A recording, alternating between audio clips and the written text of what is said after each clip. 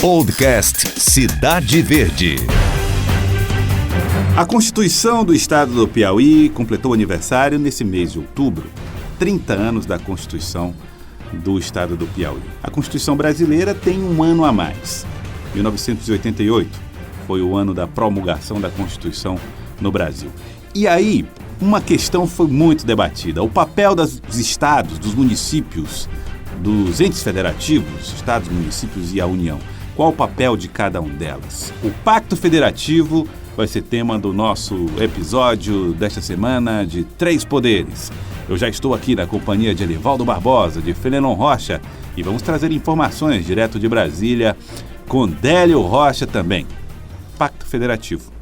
Com o novo Pacto Federativo, com o Pacto Federativo que foi firmado a partir da Constituição, ficou desenhado o papel de cada um dos entes federativos, União, estados e municípios. Mas há algumas distorções, dificuldades, principalmente para os municípios que mais se queixam da forma como foi desenhado esse pacto. Esse assunto volta a ser debatido e pode ganhar novo contorno.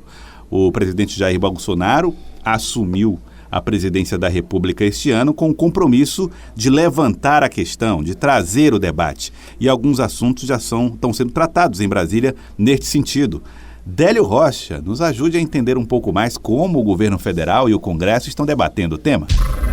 Olha, Joelso, os debates no Congresso Nacional sobre o Pacto Federativo não são novidades.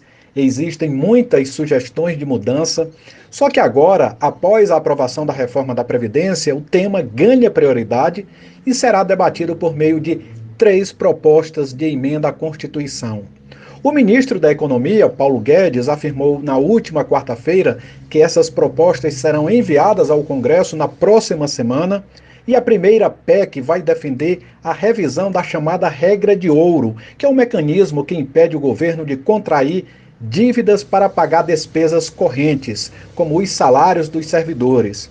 E já tramita na Câmara uma proposta similar, mas a ideia do governo é fazer com que sua proposta seja o texto de referência. Já a segunda PEC do Pacto Federativo deve propor mecanismos ou gatilhos para reduzir despesas nas situações de emergência fiscal nos estados e municípios. Num cenário como este, os gatilhos poderiam ser acionados para diminuir gastos com pessoal e para reequilibrar as contas previdenciárias. E uma das novidades desta proposta, da PEC dos gatilhos, deve ser a possibilidade de se congelar salários e progressões. Um ponto muito sensível que vai atingir o bolso dos servidores e que deve gerar polêmica. E a terceira PEC do Pacto Federativo vai propor a desvinculação dos fundos constitucionais e infraconstitucionais e defender um orçamento menos engessado e que permita maior autonomia dos estados e municípios na gestão de seus próprios recursos. Um dos objetivos desta proposta é diminuir o volume de recursos orçamentários carimbados, já comprometidos com determinadas áreas, como educação e saúde. Joelso, os críticos desta proposta receiam que estas áreas possam receber menos recursos do que o necessário. E só para finalizar, vale destacar que, embora o governo seja o responsável pela elaboração das 3 PECs do Pacto Federativo, os textos serão encampados por parlamentares e, no caso, serão protocolados no Senado por Fernando Bezerra, do MDB de Pernambuco, líder do governo na casa, e pelo senador Eduardo Gomes, do MDB de Tocantins, que é o novo líder do governo no Congresso Nacional. Joelson. Então, Délio Rocha com as informações direto de Brasília, e eu quero saber de vocês, começando com Fenelon Rocha. Bom, Fenelon, o Pacto Federativo é algo que precisa ser bem desenhado, bem claro, evidentemente que sim. Mas por que isso tem deixado tanta queixa, principalmente nos municípios nesses últimos tempos? Bom, tem deixado muita queixa, Joelso, porque o desenho que se estabeleceu desse pacto a partir da Constituinte de 87, 88, que resultou na Constituição de 88, ele tem uma redistribuição de atribuições sem a adequada redistribuição de recursos. Então a gente viu a responsabilização dos municípios, as atribuições de municípios e também de estados crescer e não tendo um aumento na mesma proporção dos recursos que são repassados. Isso, obviamente, está dentro de um cenário de uma constituinte que queria reduzir a força do poder central, mas que não conseguiu fazer com que essa redução se materializasse, porque manteve concentrado no poder central a grande fatia dos recursos. O poder central, a União, tem mais da metade dos recursos. E estados e municípios, que hoje respondem em grande medida por atribuições fundamentais como saúde e educação, eles têm que dividir essa outra parte, menos da metade dos recursos. E, obviamente, dá nesse impasse onde a gente tem um país que não funciona adequadamente. Bom, vamos lembrar, antes do redesenho desse pacto federativo, você tinha os municípios como pouca responsabilidade sobre a educação, por exemplo. Hospitais municipais não eram frequentes, você tinha os hospitais regionais estaduais ali para fazer o serviço. O Elivaldo Barbosa, aumentou a tarefa dos municípios e o dinheiro continua pouco?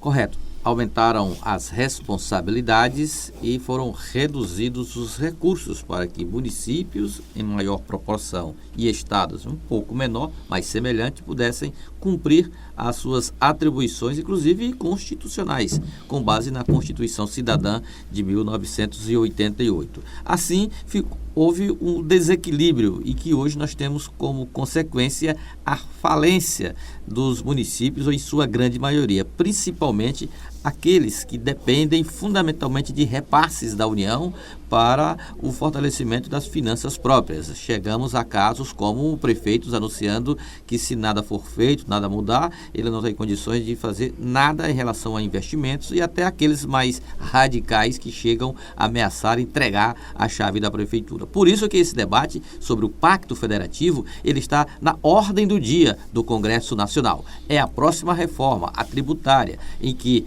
a principal ou a essência do debate vai ser será a redistribuição da arrecadação tributária nacional, para que haja, se não a solução definitiva para o desequilíbrio, mas que ele pelo menos possa ser amenizado, favorecendo a base da federação, no caso, os municípios e os estados. Nós vamos ver esse debate avançar com tanta facilidade assim, Fenelon. O que se percebe é que existe uma disputa ainda entre os estados em relação às fatias, como vão ser distribuídos os recursos que forem arrecadados via tributos. Vai ser difícil encontrar consenso nesse debate? Olha, a gente tem conflitos grandes, a gente tem conflito entre estados e União, a gente tem conflito entre estados e estados, por exemplo, naquela definição de onde cobrar o imposto, se na origem ou no destino. A gente tem a dificuldade de unificar tributos, porque diz, pode unificar os tributos dos estados com os municípios, mas os estados têm que ficar com o controle desses recursos. Então você começa a ter dificuldade. Mas eu creio que a gente tem que sempre lembrar que a reforma tributária é só uma parte do Pacto Federativo. A reforma tributária, ela estabelece aspectos importantes dessa redistribuição, mas tem que passar também pela redefinição de atribuições. Não diria mais só definição, mas redefinição das atribuições. O que é que realmente cabe a cada um? A gente tem uma confusão tanto nessa partilha dos recursos, onde há a grita natural e justificada dos municípios, mas ainda há certa confusão no que é realmente que cabe a cada um. Se a gente vai ir por fora, outros países, pegando os países mais desenvolvidos, os municípios têm um nível de autonomia muito grande, mas tem também a fatia dos recursos. A maioria dos recursos cabe aos municípios. Aqui não, tem uma responsabilização razoável, não tão grande quanto aí por fora, e uma partilha, uma participação nos recursos muito pequena, se a gente levar em conta o que acontece em países desenvolvidos. Gelson, uma boa contribuição que a reforma tributária poderá exercer na solução dos problemas e contradições do Pacto Federativo poderá ser o que ela se propõe: a redução da estrutura tributária nacional, a simplificação. A simplificação poderá criar um ambiente favorável à solução desses impasses envolvendo União, estados e municípios. Mas de que jeito? Com relação à formação. Porque a gente está falando muito da necessidade de mais recursos para exercer as funções que hoje são atribuídas aos municípios. Uma estrutura de impostos simplificada, você pode ter com mais clareza uma ideia do que se arrecada no país. E com isso, o principal do Pacto Federativo caberá a quem o recurso e para quê? A que papel exercerá? Você tira agora pelo caso aí da cessão onerosa, que já foi um debate que desagradou aí estados, porque em razão dos estados produtores e a divisão prejudicou um pouco os interesses dos estados que estavam envolvidos, exatamente numa expectativa maior da divisão dos leilões, do mega leilão do pré-sal, que já foi feito aí com divisão que não agradou estados, exatamente por ainda não termos assim uma definição de como será o princípio e fundamental do Pacto Federativo. Aí você pode estender para áreas de atribuições como a educação, em que o recurso fundamental do Fundo de Desenvolvimento do Ensino, que cabe aos municípios. Há uma queixa muito grande porque é pequeno para a atribuição que o município tem para a realização daquela missão fundamental e atribuída constitucionalmente ao município. O certo é que é um debate extremamente complexo e que há muitos interesses em jogo. Não podemos também negar a importância da União no controle ou na liderança desse pacto, porque, afinal de contas, estados e municípios compõem uma estrutura maior que tem como centro a federação, a União. Olha, Joelso e Elivaldo, até tomando esse comentário final aqui do Elivaldo, para mostrar que tipo de conflito a gente pode ter. Vamos pegar aqui dois casos. Royalties do petróleo.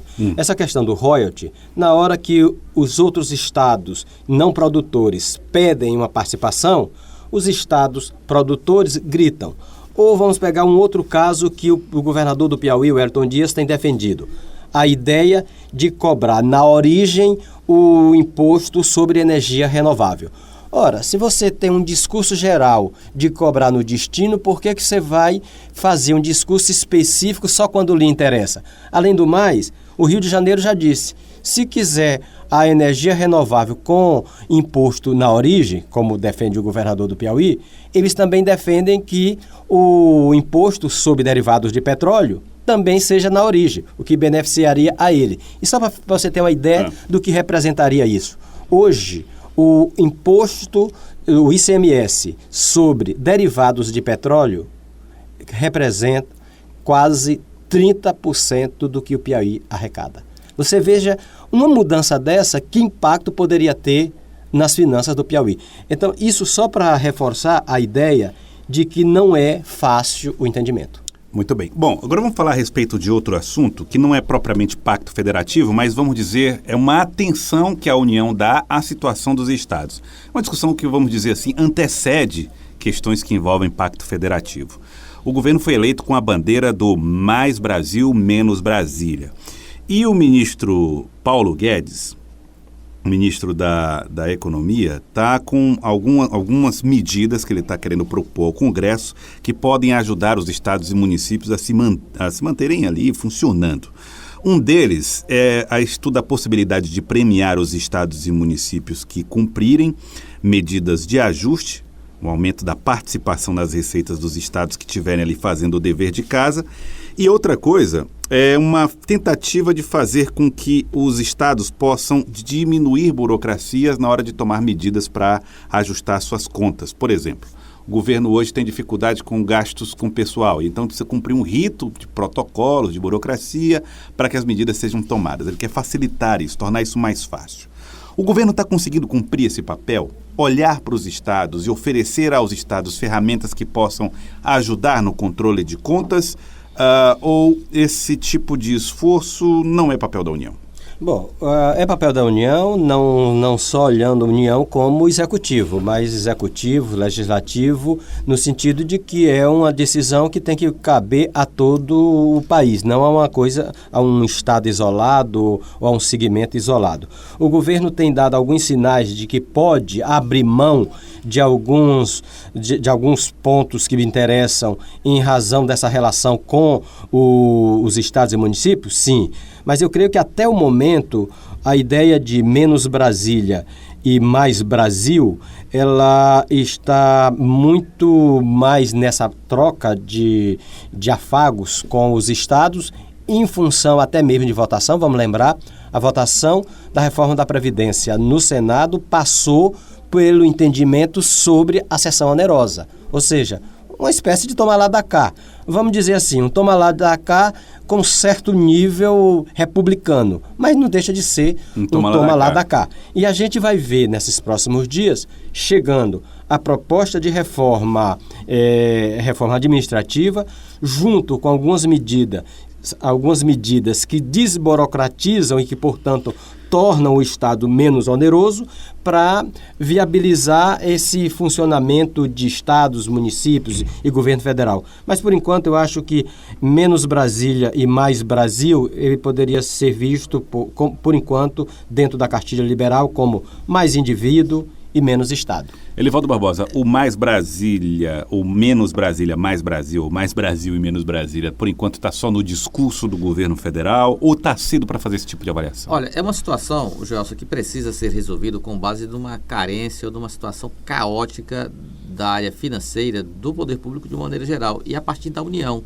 O menos Brasília e mais Brasil é para solucionar também um problema de Brasília. Com o tempo, o governo ele foi ficando cada vez mais, a União, asfixiada na capacidade de investimentos. Por quê? Porque a dependência do que se arrecada ficou basicamente para despesas da Previdência e de pessoal da estrutura administrativa. Por isso é que há essa necessidade, acenada pelo ministro Paulo Guedes, de se flexibilizar, por exemplo, o enxugamento da estrutura administrativa do poder público, da União, e acena também para envolver estados e municípios. Por quê? Porque não está sobrando dinheiro para investimento. Os orçamentos da União estão ficando cada vez mais voltados especificamente ou para equilibrar o Tesouro Nacional, ou seja, para resolver o problema fiscal do governo federal, para a Previdência, por isso que foi feita a reforma da Previdência, e também para sobrar alguma coisa para se pensar num projeto de investimento, porque não caberá ao Estado somente induzir ou atrair a iniciativa privada. As concessões e privatizações são necessidades para dar caixa para o governo desempenhar minimamente um papel de protagonizar investimentos no país. Por esta razão, o pacto, aliás, o menos Brasil o menos Brasília e mais Brasil está sendo acenada porque é uma forma do governo federal buscar algum tipo de apoio nos estados e municípios, porque os estados também estão na mesma situação, não tem como pensar em investir em absolutamente nada, porque o que arrecada é só para o rombo da Previdência ou para pagar despesas da Previdência e de pessoal, e assim, o que era para cumprir a lei de responsabilidade fiscal, que seria uma coisa absolutamente automática, vai ter necessidade de medidas acessórias. Do contrário, a máquina pública brasileira não ficará sem funcionamento e entra em colapso. Só fazendo um link com esse aspecto tratado aqui pelo Elivaldo, relacionado a investimento. É sempre bom a gente lembrar que o grande motor do investimento nesse país foi o poder público. Sempre foi, nos estados, na União, e a gente viu um poder público estatal falido nos últimos anos. E falido também, vamos lembrar, não só pela estrutura de partilha desse pacto federativo, de partilha de recursos, mas muito em função de uma visão de gestão pública que às vezes se justifica pela própria máquina. A máquina se preocupa em gerir a própria máquina. E aí o que foi que a gente viu? Uma máquina estatal extremamente inchada, muito pouco eficiente, muito cara, e isso tudo também tem que ser olhado. Exatamente. Para resolver esse problema, o governo federal já estuda aí enviar uma PEC que vai reformular carreiras, uma espécie de reforma administrativa que vai valer para a União e que pode ser estendida aos estados e municípios que entrarem com aquele pedido, aquela característica de emergência fiscal. E aí passariam a ter também automaticamente acesso a esse tipo de benefício que a PEC quer propor. Noutra medida, essa eu acho um pouco mais complicada e mais polêmica, é fazer com que o TCU seja uma espécie de instância superior dos TCS. Hoje eles trabalham independentes, né? O TCU é uma coisa, avalia as contas ali, e o TCE seria o andar de baixo, vamos dizer assim, do TCU. Essa possibilidade está sendo discutida. Mexer nessa questão da fiscalização dos tribunais de contas é um jeito de nós irmos construindo um Brasil que se prepara para reformular o seu pacto, Elivaldo? Os órgãos de controle estão também tendo um papel de destaque no panorama público brasileiro. Você vê que os TCE, aqui no Piauí, por exemplo, o Tribunal de Contas do Estado, é o mais antigo do Brasil, inclusive, ele era um órgão assim, constitucionalmente acessório da Assembleia Legislativa. Mas o seu trabalho, a sua estruturação, o seu papel, o tornou já, embora com esse vínculo da Assembleia Legislativa, mas como uma instituição reconhecidamente importante na fiscalização das finanças públicas dos municípios e também do Estado. Então, essa proposta de você criar uma espécie de poder de fiscalização, vinculando o TCE e o TCU, nada mais é do que uma maneira de aprimorar o controle do Estado do Estado brasileiro, em todas as suas instâncias, com relação à aplicação de recursos. E dá também mais autonomia, necessária mais autonomia, para que esse trabalho tenha um desenvolvimento de resultados muito mais favoráveis para a sociedade e para a eficiência do poder público, ou seja, tira muito da ingerência política e dando assim autonomia para órgãos de controle como os tribunais de contas dos estados e o da União. Tá aí, então. Fernando Rocha? Vai ser um desassossego para os gestores essa possibilidade de vínculo entre TCU e TCE. Porque hoje, Joelson, Brasil afora, você fala com um gestor que só usa recursos do Estado, que, portanto, não é fiscalizado pelo TCU, ele parece mais leve. Parece que a pressão, a fiscalização, a lupa não é tão grande. Na hora que você tiver esse vínculo e fizer com que o fiscalizado em um também chegue no outro, vai ser um desassossego. Além do mais, a questão da reforma administrativa tem que passar por uma discussão que não vai ser fácil, que vai gerar muita polêmica, porque, vamos dizer assim, na essência do governo, a ideia, por exemplo, de cobrar eficiência do servidor público e de, inclusive, quebrar a estabilidade de servidor público, ou pelo menos do futuro servidor público. Vai ser uma discussão difícil. Então, são essas as discussões que nós lançamos aqui para você que ouve nosso podcast em relação a Pacto Federativo, a relação União, Estados e Municípios. E você o que pensa? Pense conosco. Mande as suas mensagens para nós através das nossas redes sociais, através dos nossos e-mails, jornalismo@cidadeverde.com, e participe, dê a sua opinião também.